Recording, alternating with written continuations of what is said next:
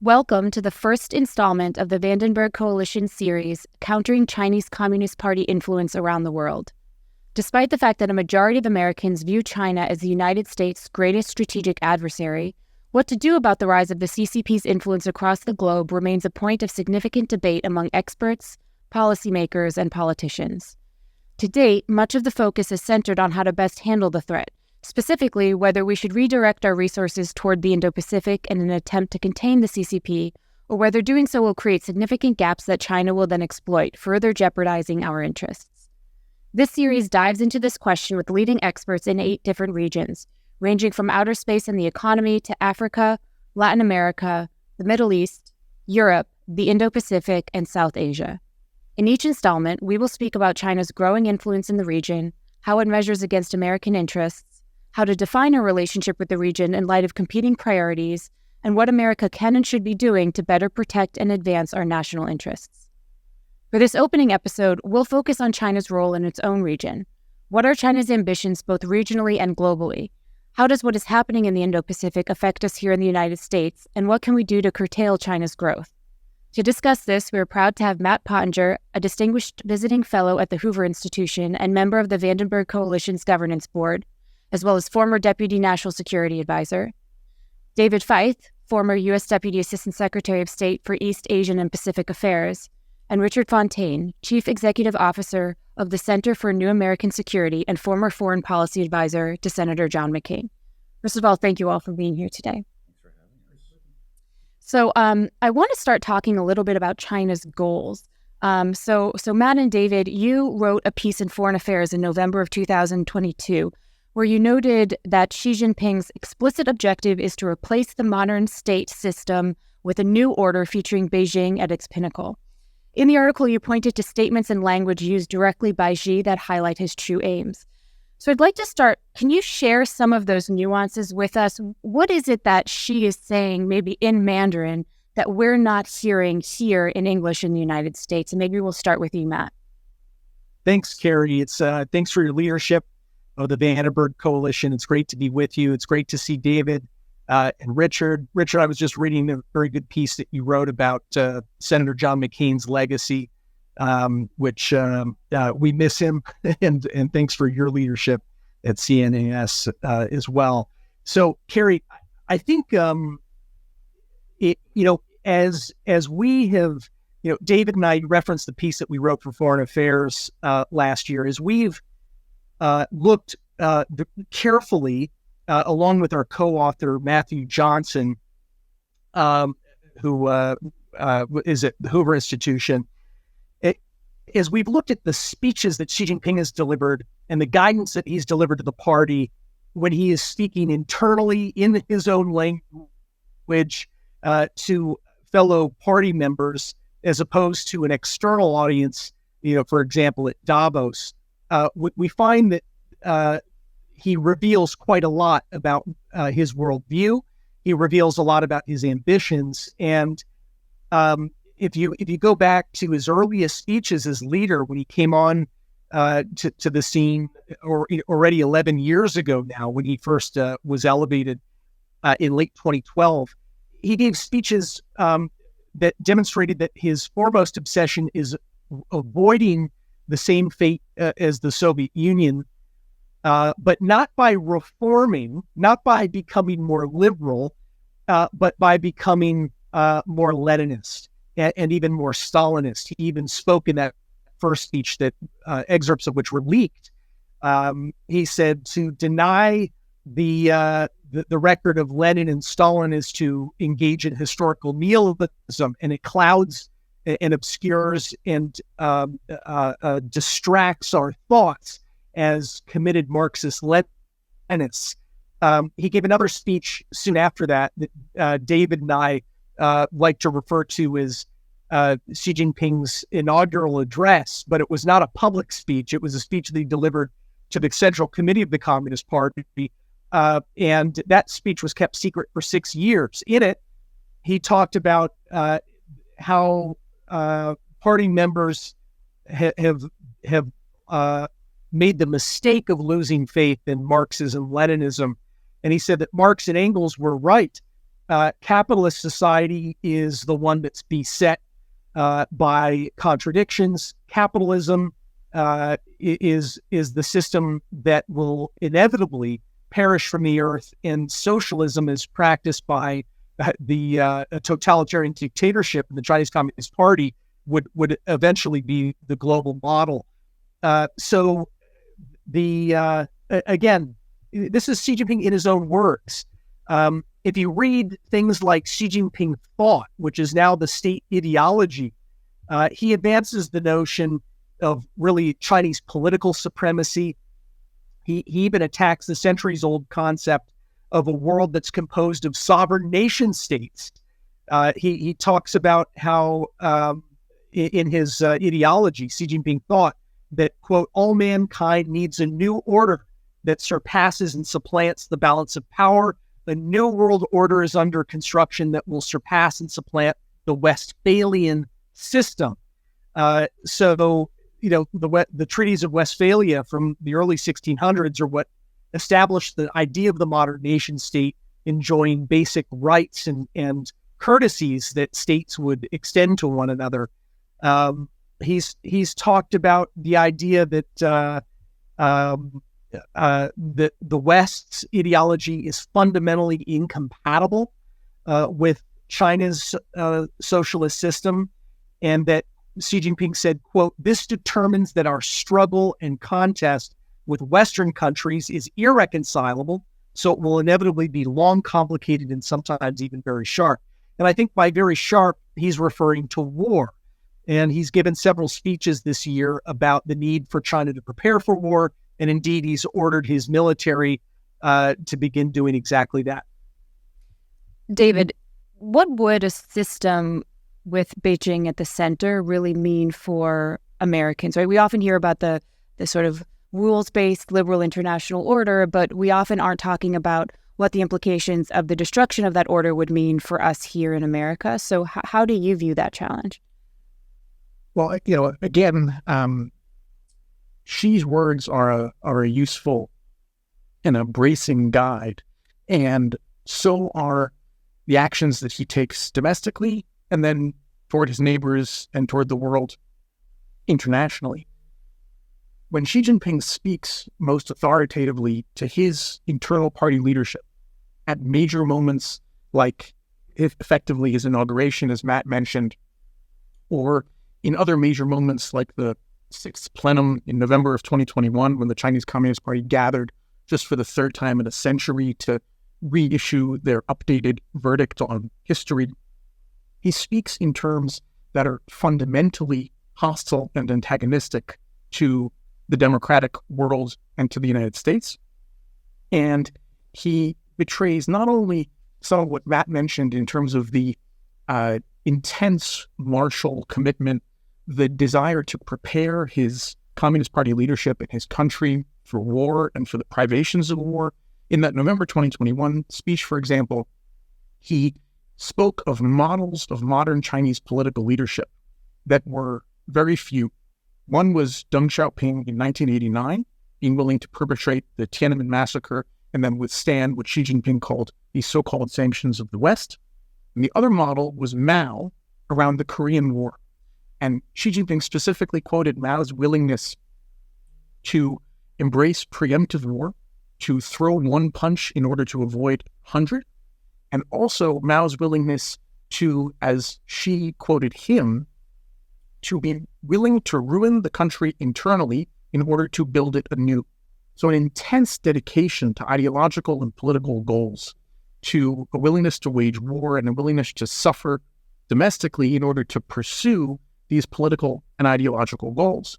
What we also see in Xi Jinping's domestic policy and increasingly in his international statecraft and foreign policy is the totalizing and even increasingly totalitarian quality of the Chinese Communist Party's ambitions.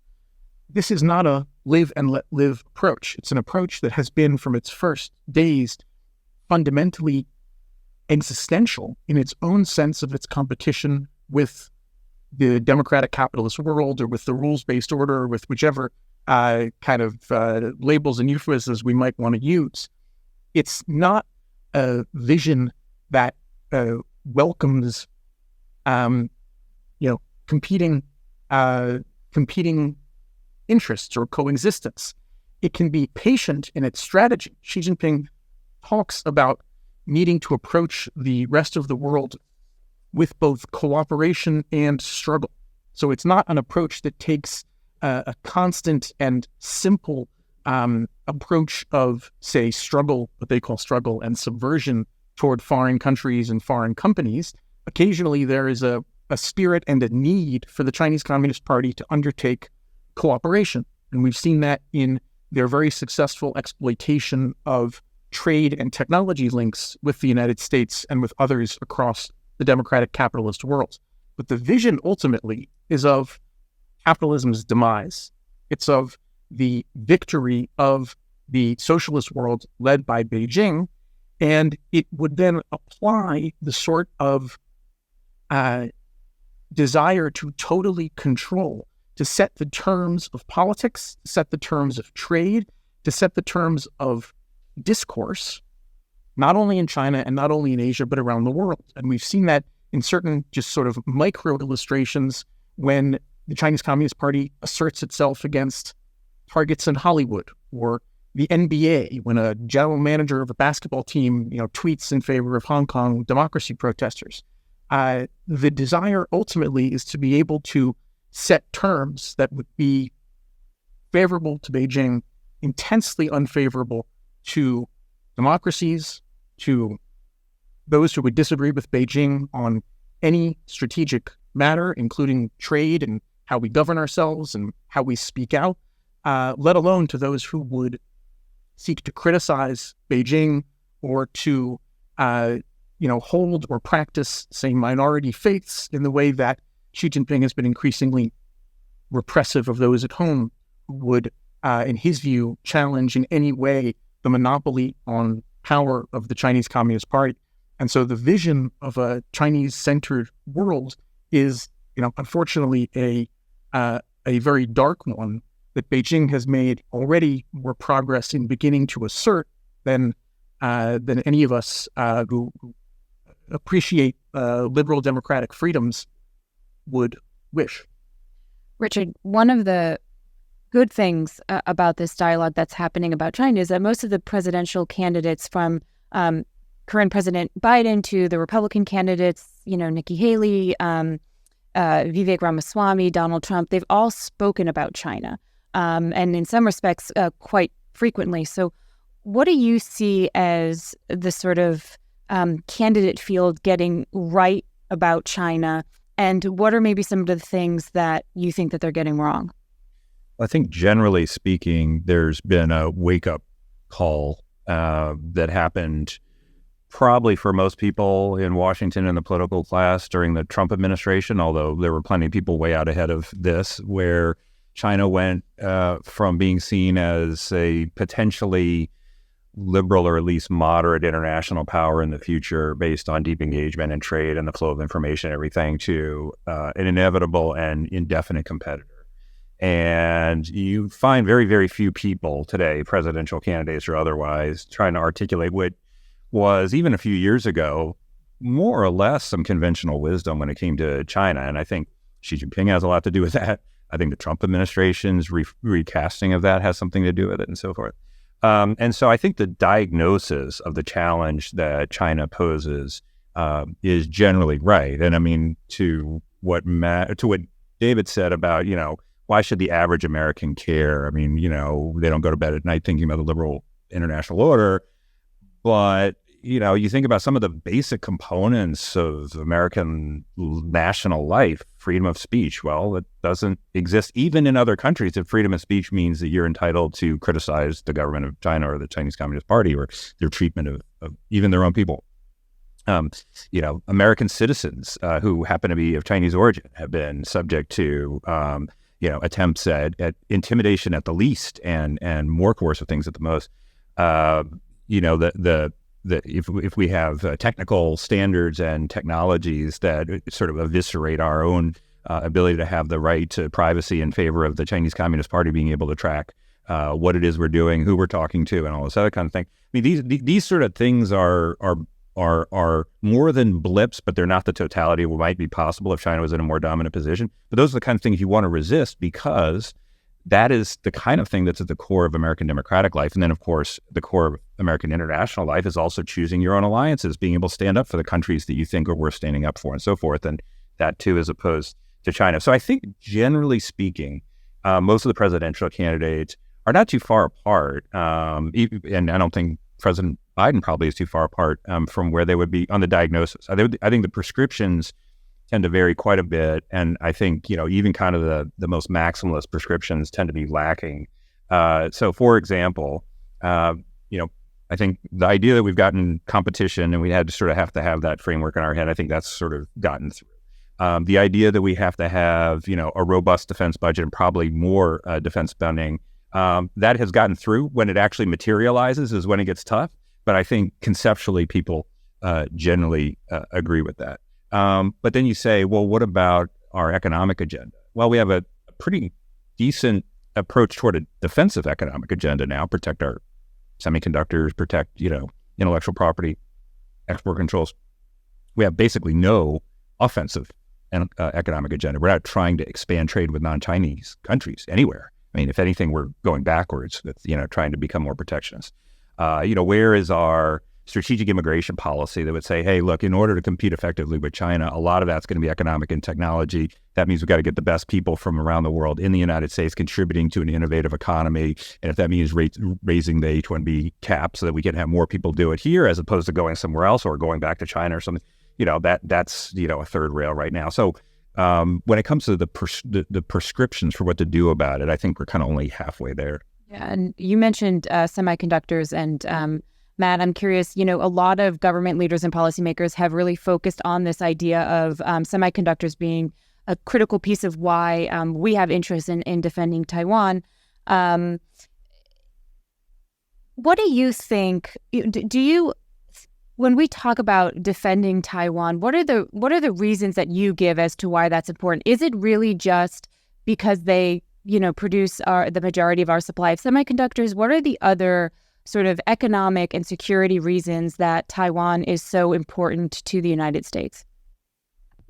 Yeah, I mean, first, if you look at Beijing's grander ambitions, what it wants to achieve globally, it views hegemony over the Indo-Pacific region, particularly Southeast Asia and East Asia, into the Pacific, down into Australasia, as a prerequisite for achieving its broader global hegemony that it seeks.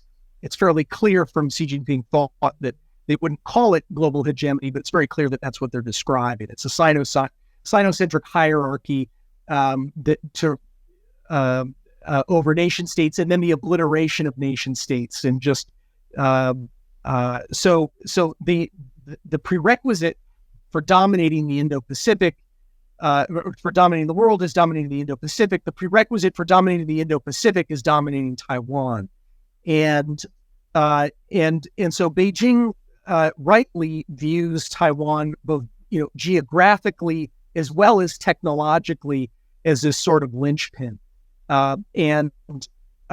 So for us, if Beijing were to use coercive means like a blockade to subjugate Taiwan, or an all-out invasion to subjugate Taiwan, that would mean we're living in a very different world the next morning when we wake up from that.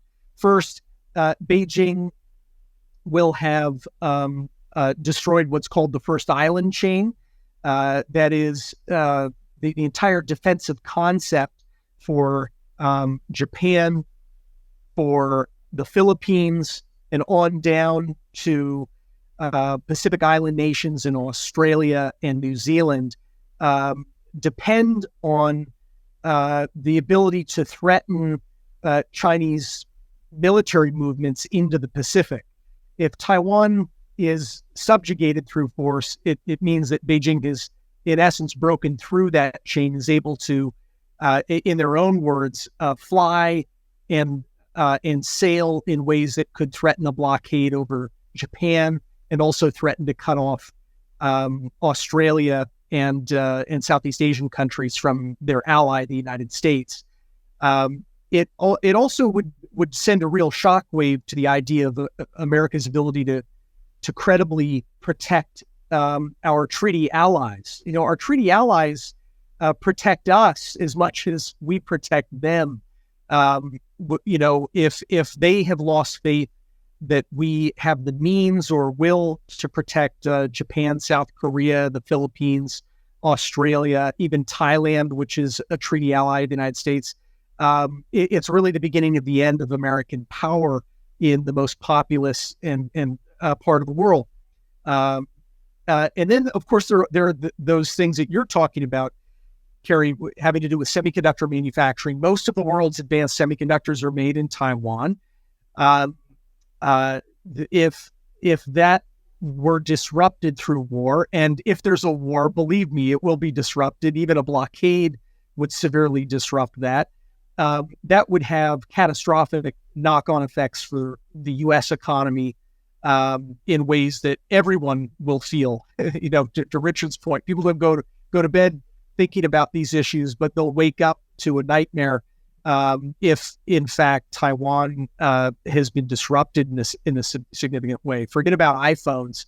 You're not going to get a future generation smartphone. We're going to be living on older technology. In fact, going backwards in time. It'll be a reversal of Moore's law if Taiwan collapses. So those are just a few of the key points. I would add also that while we're really looking at vital national interests more than the defending of abstract values, I will say that if Taiwan, which by the way rates higher than the United States as a successful democracy in a lot of independent reviews, various groups that study it, like Freedom House and so forth, tend to rate Taiwan as right up there with the most robust democracies in the world.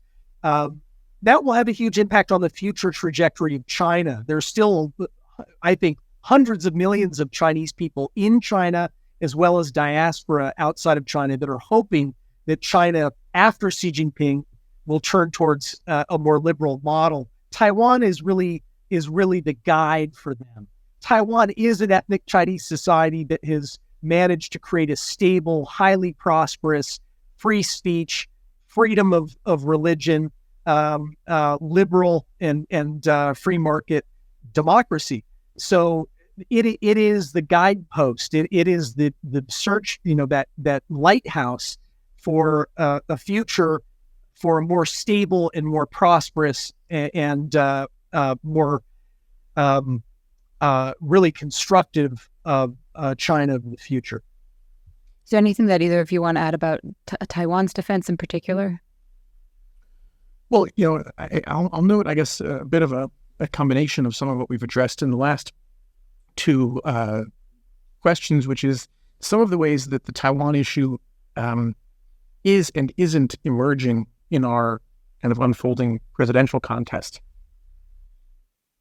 It is interesting, certainly, to see how the presidential contest demonstrates the sort of enormous shifts that Richard outlined in, broad bipartisan U.S. thinking on China in the last several years, and the degree to which you have a broadly felt diagnosis of an enormous problem with the Chinese Communist Party and a really rather terrible, failure of what had been bipartisan policy toward China that was much more optimistic and hopeful and engagement focused, with visions of, changing China into a friend and into a so-called responsible stakeholder in the U.S.-led liberal international order.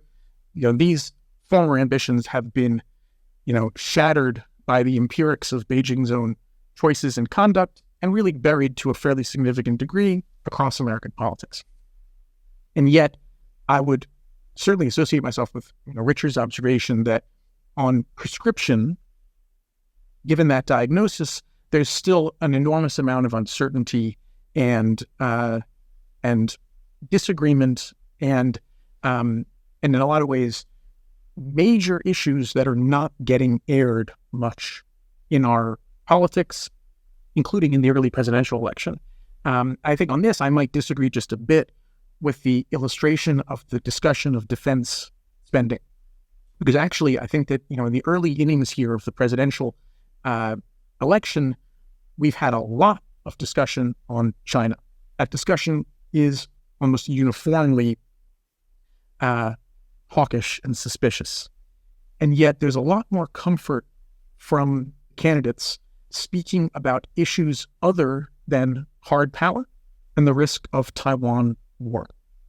There's a lot of very justified and understandable discussion of China's unfair trade practices, China's role in the export of fentanyl precursors that come through Mexico and are having devastating effects in the United States. Things like China's the purchases of land in the United States that are tied to Beijing, various of these, very important economic, trade, and other issues. And they are important, and it is a sign of maturity in our kind of strategic and political discussion that they're being discussed at the center of the presidential campaign. And yet, it would appear that our largest risk is that not only, as Richard said, did we kind of wake up in the Trump years to the idea that we have a fundamental challenge with the Chinese Communist Party that ought to be at the center of our foreign policy and national security, but in the Biden years, especially since the commander of U.S. Indo-Pacific Command in spring of 2021 gave public testimony about Xi Jinping instructing his military to be prepared for an assault on Taiwan by 2027.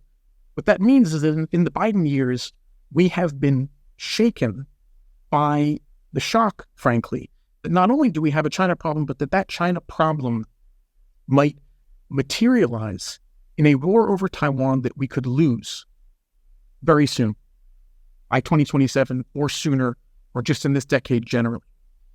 That is a terrible thing to have to recognize. And it calls on us to have a discussion, including especially at the presidential campaign level, of what our interests in Taiwan, as we've discussed, but also what ought to be our declaratory policy toward the defense of Taiwan. President Biden has repeatedly said that he would commit U.S. forces to the defense of Taiwan against China. It was interesting, that subject did not come up in the first Republican presidential debate last week. In terms of defense spending, I believe there's only one Republican candidate who has offered a suggested floor for U.S. defense spending as a share of U.S. GDP. And it's Mike Pence who suggested that floor be 3.5% of GDP. 3.5% of GDP is a little more than we're currently spending. We're currently spending about 3.1% of GDP. 3.5% is also roughly what we've been spending for the last several years. It's not a number that reflects the fact that the world has gotten so much more dangerous in the last few years because of China's growth and hostility. And 3.5% is something like half of the Cold War average of our spending, let alone the Cold War highs. And that issue is barely being talked about in our presidential election campaign. If we compare it, for example, to 1980 and Reagan, who not only brought an entirely different approach to the way he wanted the American public to understand the Soviet threat at that time, but he talked very compellingly in strategic terms and even in messaging terms of a 600-ship Navy. That sort of clear and, frankly, bracing way of talking about the fact that defending against China's ambitions and aggression will be costly in hard power terms is so far not really present in our presidential election race. And I think that our strategy and our politics will be better off sooner these things start to be discussed in more detail by our candidates. So in addition to defense spending, I'm curious to sort of hear about some of our allies and partners in the region and how that could potentially serve as a bulwark against Chinese aggression. So in recent years, we've seen the Biden administration focused on building up these sort of regional coalitions with the Indo-Pacific. So we have the Quad, which is the U.S., Japan, India, and Australia. We have the Indo-Pacific Economic Framework for Prosperity. which is a U.S.-led economic initiative that includes 14 members from the Indo-Pacific. We have AUKUS, of course, the trilateral agreement between Australia, the UK, and the U.S. So maybe I'll start, Rich, with you.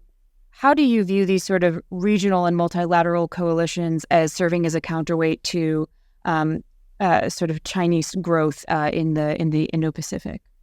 Yeah, I mean, I think the first thing to observe is that most of those would not have been possible even by the best American diplomats in the world just a few years ago. And again, I think you have to send Xi Jinping a fruit basket for some of the opportunity on the diplomatic and sort of cooperation front that has materialized. You know, when you're talking about a number of these countries, leaving aside maybe Australia, you're talking about India and Japan, Southeast Asia. What you have there is countries that, if they had their druthers, would prefer to be fairly demilitarized and fairly non-aligned. But they're not. They're going in the opposite direction. Why is that? Because they discern a threat to their security. And that, in turn, has created opportunities for the United States to be able to knit together some of these countries in new and interesting ways. The Quad itself is not new, but the way that it has been sort of revived, first during the Trump administration and now during the Biden administration, sort of elevated in terms of levels and ambition is good. AUKUS is a potentially great platform for the sharing of defense technology. I say potentially because there's a bunch of arcane kind of bureaucratic potential impediments to that are almost all on the American side, but that would bore the listeners if we went down the ITAR path or something like that. But nevertheless, those are real. But if that works, they become a great example of how close allies can share defense technology in a way that ultimately makes a lot of sense.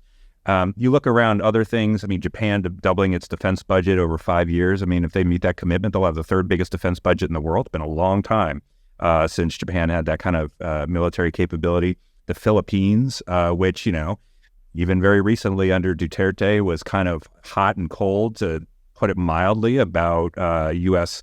Participation in their own sort of security policy. And now they're with welcoming arms. We're seeing the biggest military joint exercises that we've seen since 1991 there. And you can go on and on and on. The big missing piece here is on the economic side. And so, yes, there is IPEF, but IPEF is defined more by what it's not than what it is. There's some, you know, couldn't hurt sort of pillars in terms of supply chains and things like that. But it's not a substitute for actual trade liberalization, an actual free trade agreement. You know, China is now, there are two Pan-Asian, Pan-Pacific trade agreements. One is RCEP, and China's a member of that. The other is CPTPP. China has applied to be a member of that. The United States is party to neither and is offering nothing as an alternative to it. And so that, you know, on the Republican and the Democratic side, I think is the big missing piece. And in Asia, where, you know, trade policy has a disproportionately sort of geopolitical role to play. It's not like the Middle East where you can sort of get along on the security side, and that kind of does it. You have to have that economic piece.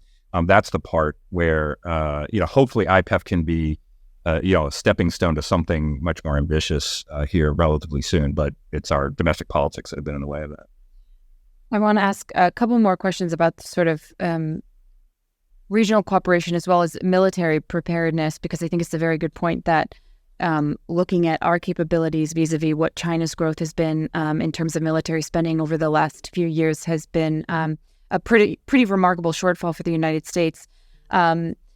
So one of the sort of narratives that we'll hear, and maybe I'll pitch this to you, Matt, is this idea that, well, America's budget for defense spending is more than the next 10 countries combined, right? And they'll point out that the public budget that China has put forward as its military spending is closer to $200 billion. Ours is past $860 billion.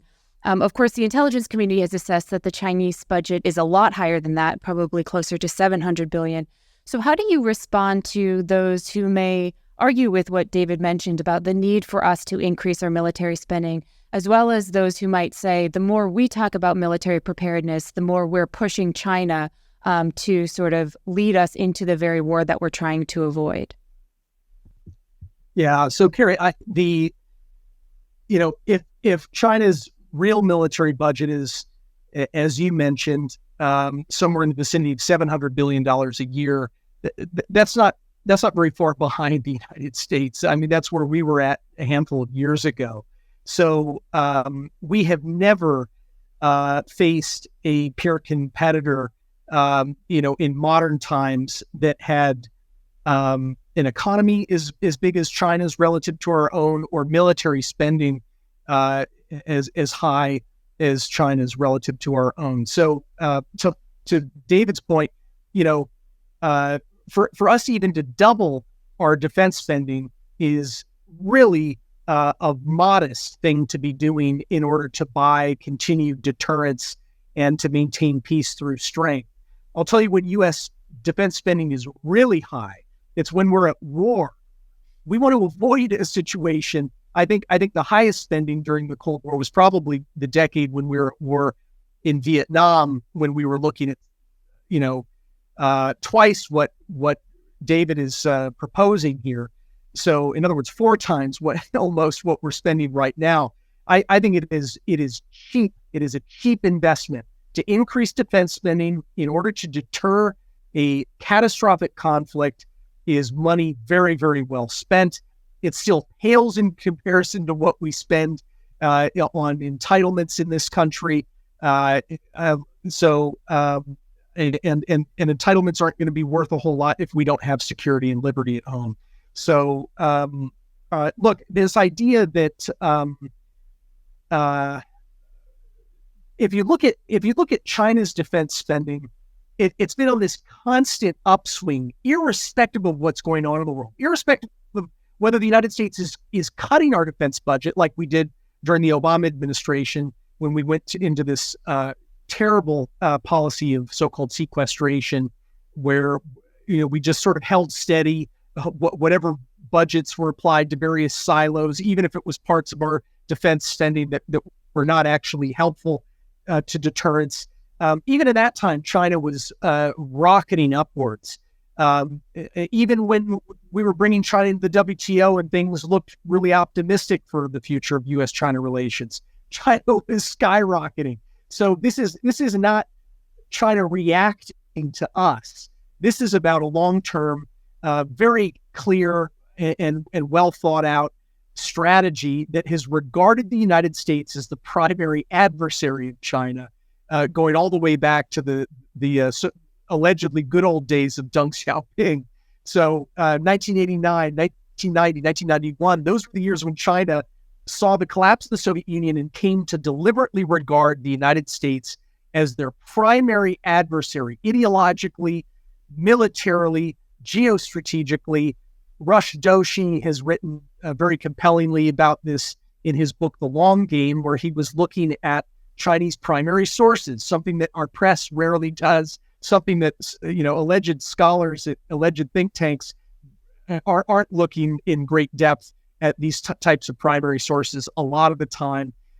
So, I mean, if we look at that, we see that this is not China responding or reacting to things that we say or do. This is us belatedly responding to the reality that China has been pursuing for decades. Can I just say one quick thing? And I'd love to hear David's view on this as well, which is the political debate has been, as David was describing, I think extremely skeptical of China and worried about the continued rise of Chinese power. Just over the past, weeks or month or two, there's been this huge spate of articles and opinions that come out and say, well, we've actually reached peak China. They have many more problems than they have capabilities. And so, if you look, their economic growth rates were once in the double digits. Now it's maybe 2.3% or something like that. It's got demographic problems because they can't get over the legacy of the one-child problem. The population is shrinking. Youth unemployment is at 27%. They've got this big, real estate bubble and their non-performing loans and all this other stuff. That may all be true, but it's not necessarily terribly relevant for the things that we care about the most, right?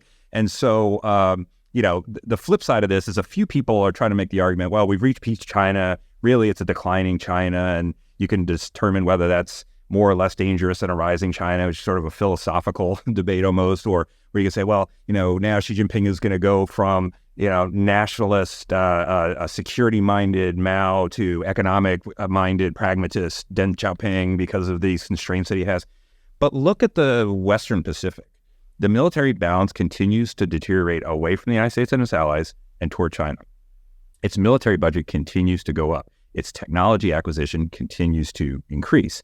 Its capabilities, look at its diplomacy. I don't think there's a huge amount to the expansion of the BRICS, but their diplomatic, which happened just a couple of days ago, but their diplomatic ambitions for sure are very significant. And so the will to be, as we would see it, highly disruptive to the world that we wish to live in, and the capabilities they have to bring to bear against that are enduring, and they're going to be there for a long time. And so I worry a little bit that this talk about, well, if you look at all the problems China has, it's not the juggernaut we thought. So, maybe we let up on the accelerator, where many of these policy changes that are in the process of making now should have happened 10 years ago. But we didn't have the political will to do it and didn't see the situation that way. So I don't know if well, true. You agree with that. I do. I agree completely. I mean, I think a lot of the description of China's system beginning to fail is accurate. Fail for the people of China, not for the Communist Party itself that maintains a monopoly power there, but that model is failing for the Chinese people. And there's more and more chatter about that within China. People are openly contemptuous now of Xi Jinping from accounts that I'm hearing from people in China. So all of that said, this could make the CCP, it does not have a bearing on the ambitions of the CCP. In fact, it's accelerating their efforts to gain even greater control and to centralize more economic activity. And they're not slowing down on their military spending in spite of all of this. So, I mean, you remember in the 1930s, the governments of Stanley Baldwin and Neville Chamberlain in the UK were making a lot of similar arguments that, look, Germany is such a mess. They're dealing with, it was almost, this sort of guilty or sympathetic view that but the poor Germans, they're saddled with really high inflation and all these things, and let's not interfere with Hitler's ability to acquire a greater military capability, because the greater military capability will make him feel more secure, and then we'll have less to worry about. I mean, one thing that fascist systems and Marxist-Leninist systems have in common is this paradox that the more self-confident they are and the stronger they get, the more aggressive, not the more complacent, the more aggressive they become. And I think we're at risk. We're already seeing that dynamic play out, and I think the remainder of this decade is going to be very, very dangerous until finally, hopefully, the Chinese people can start to ask deeper questions about whether they've got the best system for their future.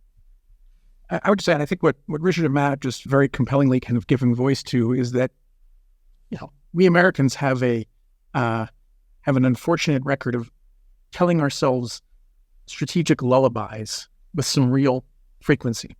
And the sort of challenges that we're seeing out of Chinese politics and the Chinese economy in recent years run the risk of encouraging that kind of lullaby telling or lullaby singing again in our strategy and in our politics. That isn't to say that the Chinese economy is not indeed stumbling, as we've seen this summer, for reasons that have something to do with current policy, and frankly, for reasons that have everything to do with policy that goes back 15 years and more. Long-standing, difficult for the Chinese Communist Party to navigate out of. So a real thing, not a mirage that we're seeing. It's also the case that Xi Jinping's COVID policies over the last 3.5 years, especially until he, very rashly kind of lifted his zero COVID policy at the end of last year, those were very damaging policies for the well-being and the economy of the Chinese people. Those were real mistakes of governance out of Beijing that frankly do kind of remind us of some of the real mistakes of central authority in communist Soviet Union. And yet, to draw the conclusion that these failures of recent governance and economic policymaking mean that China is fundamentally weak, that China is not a strong rival and competitor of ours, mean that the main thing we actually have to seek to do with China is stabilize their economy lest we suffer the secondary effects of a really weakened China, that would run the risk of telling ourselves again some really damaging strategic lullabies of the kind that we've mentioned. Chinese policy out of the central authoritarian Chinese Communist Party outstripped our expectations for decades, roughly between the 80s and the 2010s. That should humble us. It was catastrophic, the degree to which we told ourselves that Chinese political and economic collapse were always just around the corner. It wasn't the case. They were more politically resilient.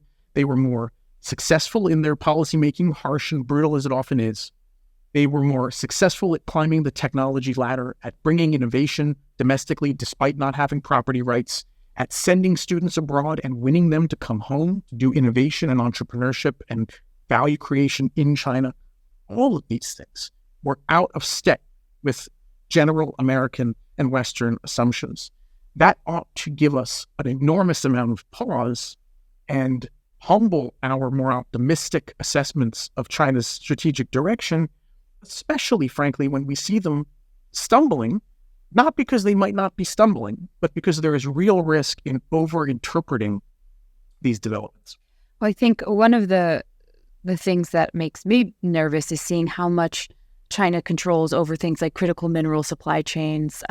We were just talking about semiconductors, how much of Americans are dependent on China. And as Governor DeSantis recently noted, we need Chinese materials to create many of the things that we consider to be American products. And that actually includes a lot of defensive materials, including ammunition. So maybe Rich, I'll start with you. How can we sort of responsibly protect our supply chain that is now so integrated with China, as well as de-risk or decouple, however you want to frame it, without compounding difficulties for American families that are already kind of suffering quite significantly with rampant inflation? Well, I think there's going to be some trade-offs that are inevitable. You want to minimize the costs associated with de-risking, which I guess decoupling is not used in polite company anymore. It's now de-risking, and but whatever it is you want to de-risk, and I think really step one is figuring that out. Then there's going to be a cost. I mean, if you're interfering with what the market would otherwise determine, there's going to be a cost associated with that. But you can try to make a determination about whether the national security risk of letting it go unaddressed is worth the cost that we're going to pay as an economy in terms of higher prices or whatever it is. I mean, so to that degree, I think it starts with identifying. I mean, the one thing that people seem to agree with is they say, well, it's okay for us to buy T-shirts and sell soybeans, but it's not okay for us to sell semiconductors and, I don't know, rely on China for PPE. Okay, but between those two poles is a hell of a lot of stuff, right? And we're only beginning to figure out where we want those boundaries to be.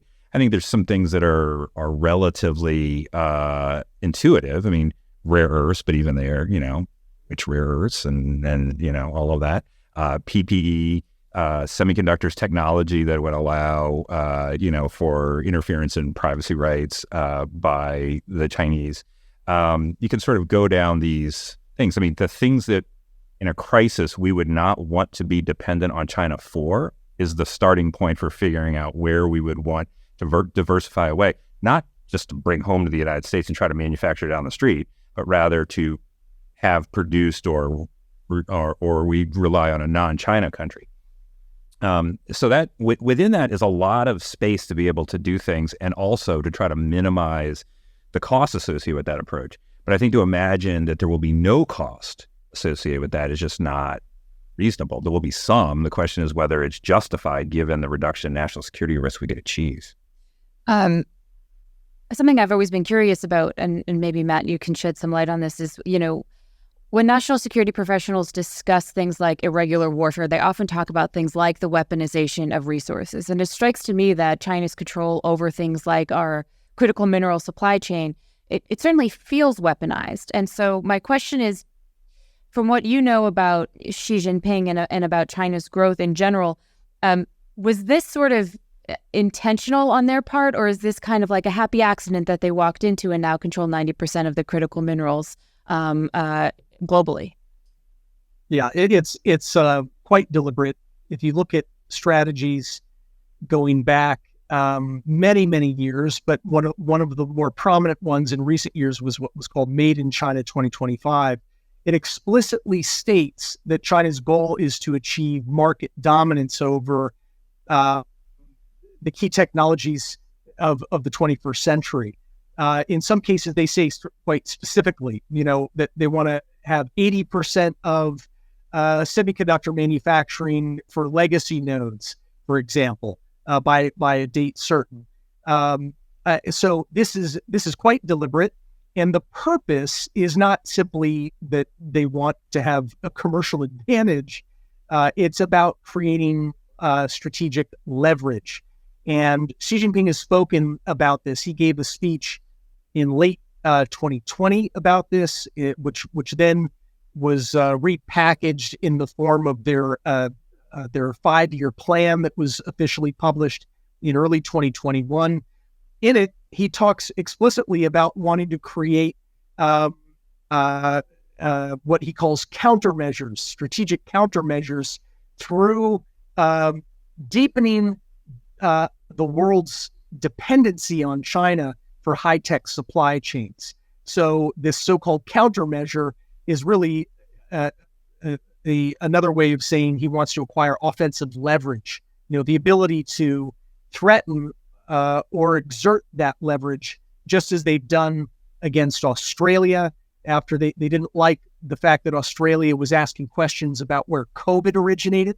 So China gave Australia a list of more than a dozen political demands. I mean, these were brazen, outrageous demands having nothing to do with COVID or even really economics. It was more about, you need to support China's view that it has sovereignty over the South China Sea. Australia needs to repeal its laws designed to prevent China from exerting undue influence on Australian elections. They literally gave this list of demands and then put in place economic coercive measures, basically embargoing exports from Australia. Now, it's important to note that ended up backfiring on China, but it won't in every case. In that case, Australia mostly exports, fungible commodities and things where they could find new marketplaces. But when you're talking about really critical technologies, choke point technologies, that's what China wants to control. It wants us to be dependent on them for that. And they know that you can't just simply find, 5 nanometer logic chips just anywhere, right? They want to control those things so that we have no choice, and we're put in the position of having to submit to Chinese political demands in order to keep our economies alive. That is the very explicit goal of that 5-year plan and of Xi Jinping's speeches and of these big strategies like Made in China 2025.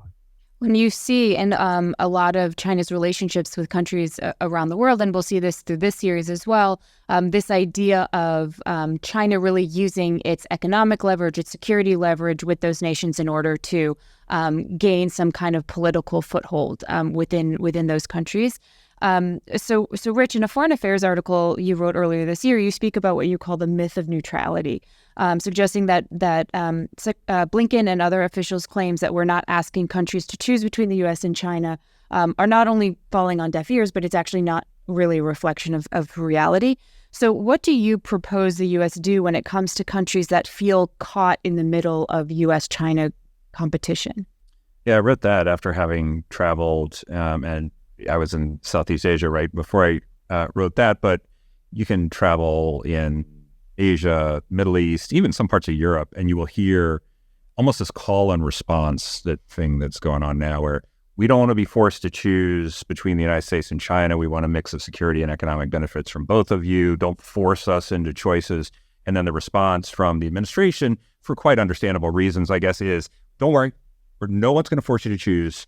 You don't have to choose. That's not what's on the table. And of course, it's true that there's not Bloc A and Bloc B. There's not the integrated political economic bloc the way there was during the Cold War, more or less, that trades with itself and, is sort of and defends each other and so forth. And you've got one on the other side, and they don't trade much with each other, and they don't have much economic interaction. Then you have these guys in the middle. That doesn't exist now.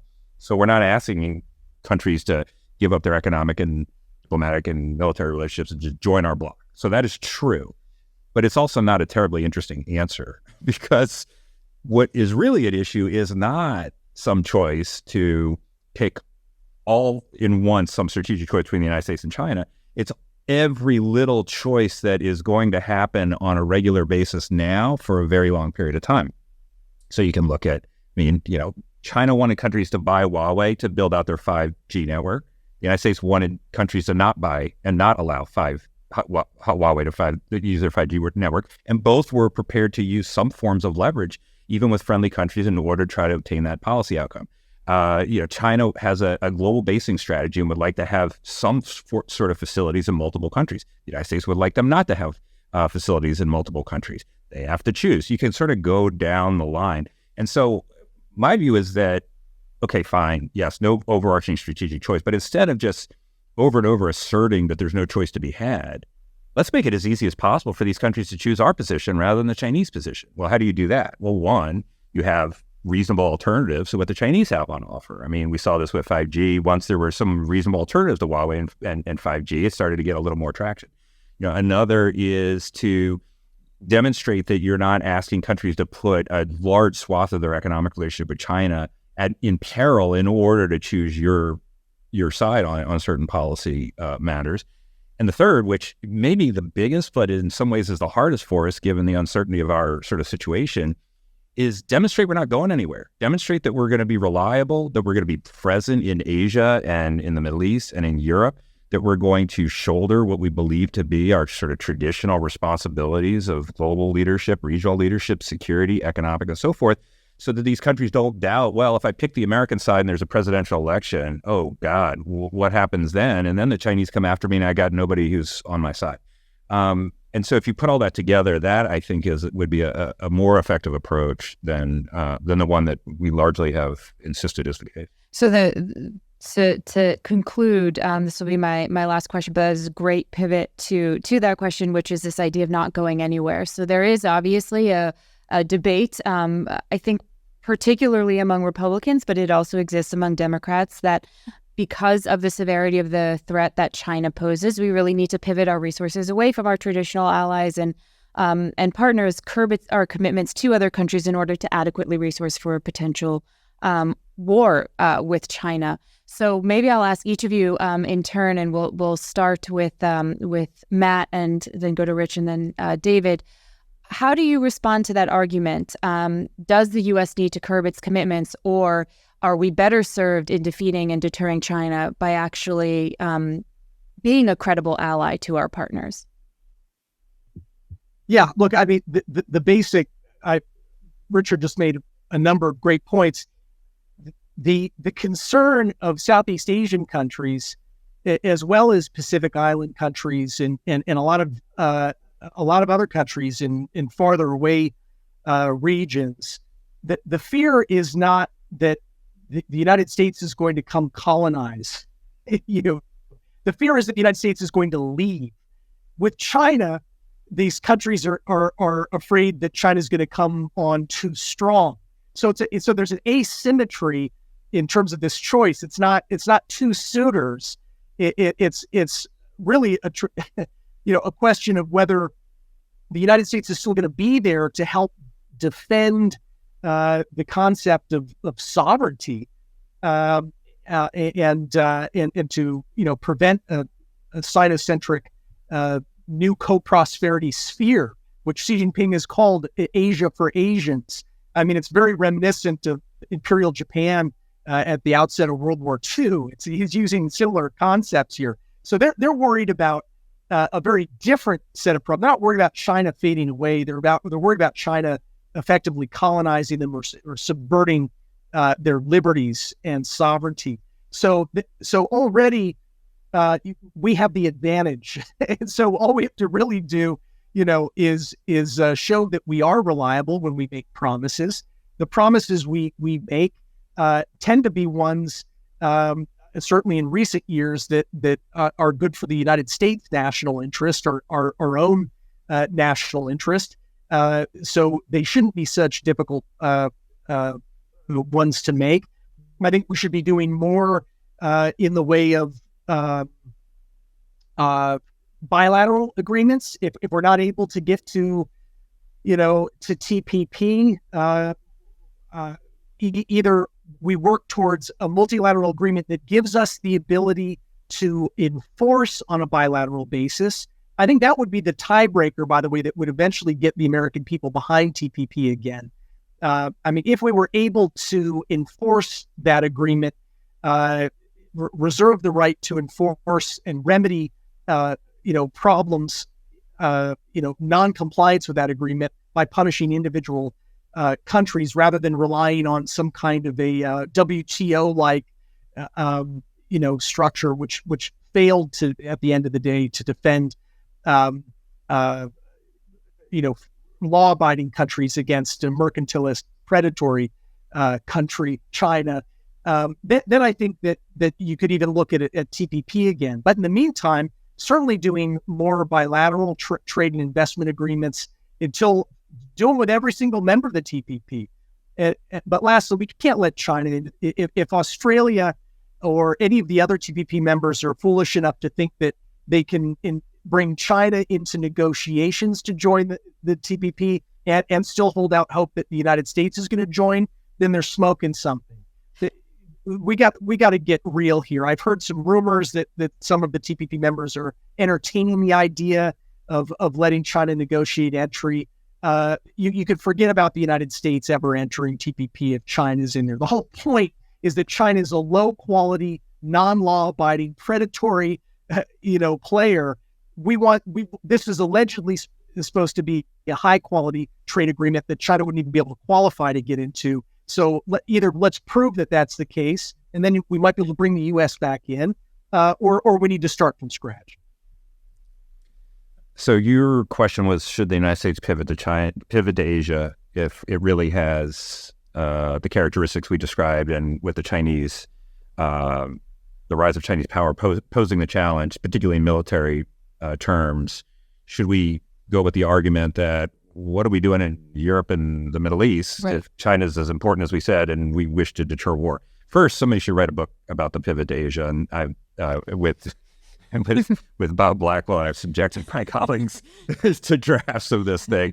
But so next year, the answer in full length will come out on these things. But in short, yes, we should pivot, including rebalancing military resources to Asia. There should be a bigger pie, bigger defense budget, but you're still going to have finite resources. So who gets the largest share is going to matter. But that's a pretty blunt way of thinking about it. The real question is, what is the it that you're talking about? What risk would it enable or prevent in one particular part of the world? And then what would that capability do if it was in a different place, right? So, I think the administration probably was right to increase by a couple of tens of thousands of troops as immediate aftermath of the Russian invasion of Ukraine, American troops in Europe as a reassurance matter, but they don't need to stay there indefinitely. We don't need to go up in our troop presence in Europe.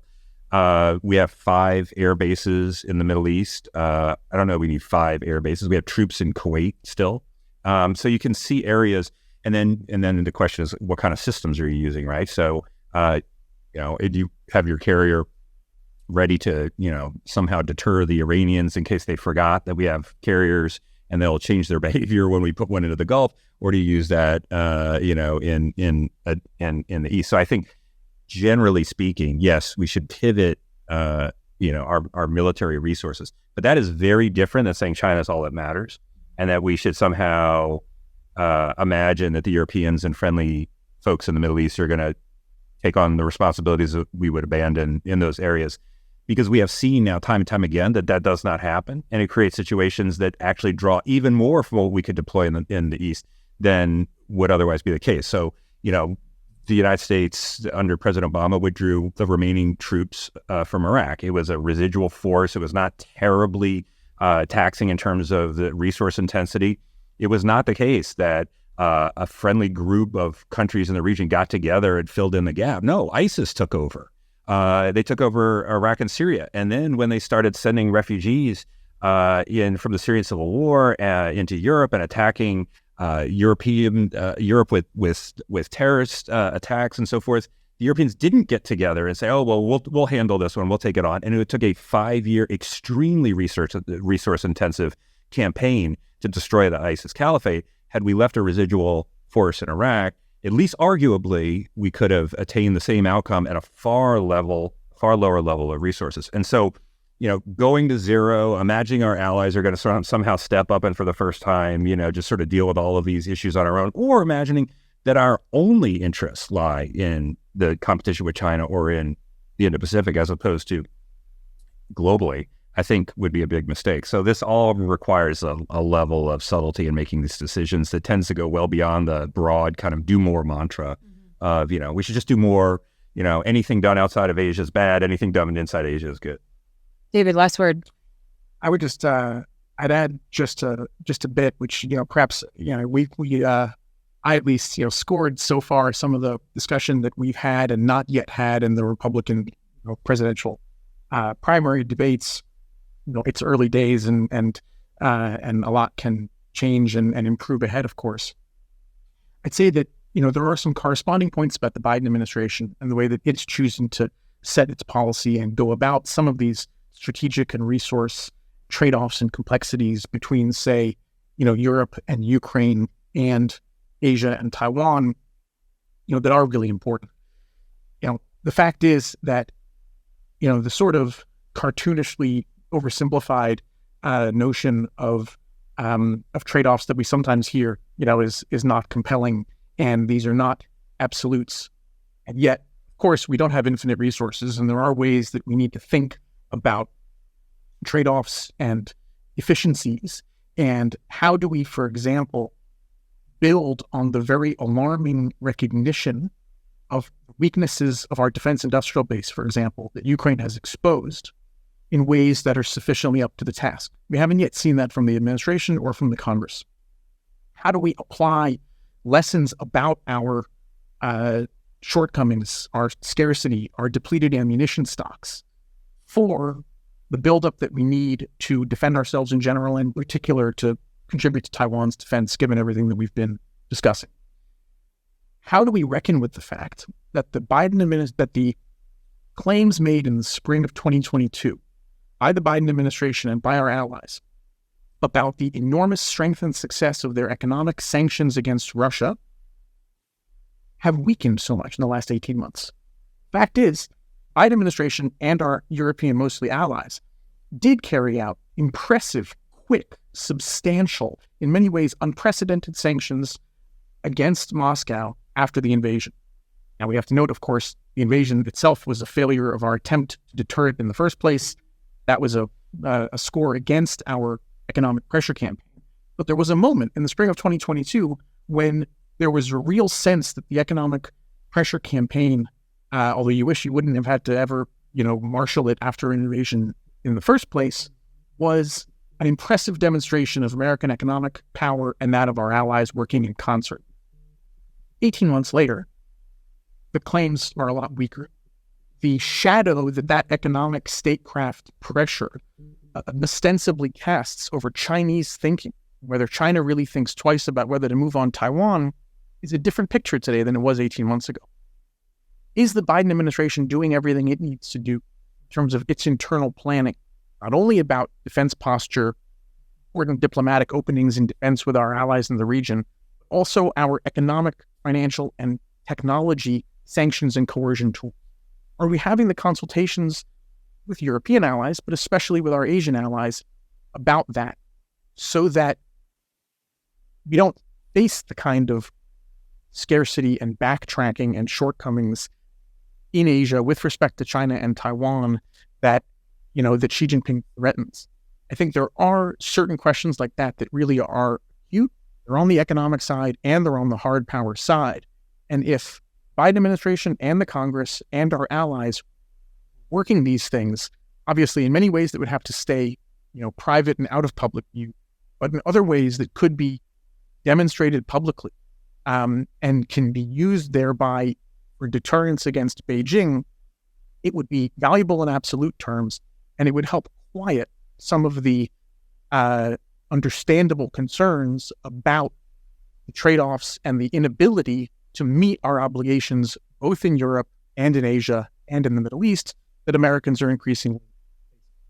Well, thank you so much, David, Rich, Matt. We really appreciate you taking the time to share your ideas with us and opening our inaugural episode of this series. Thank you so much for your time. Thanks for having us. Thank you. Thanks, Carrie.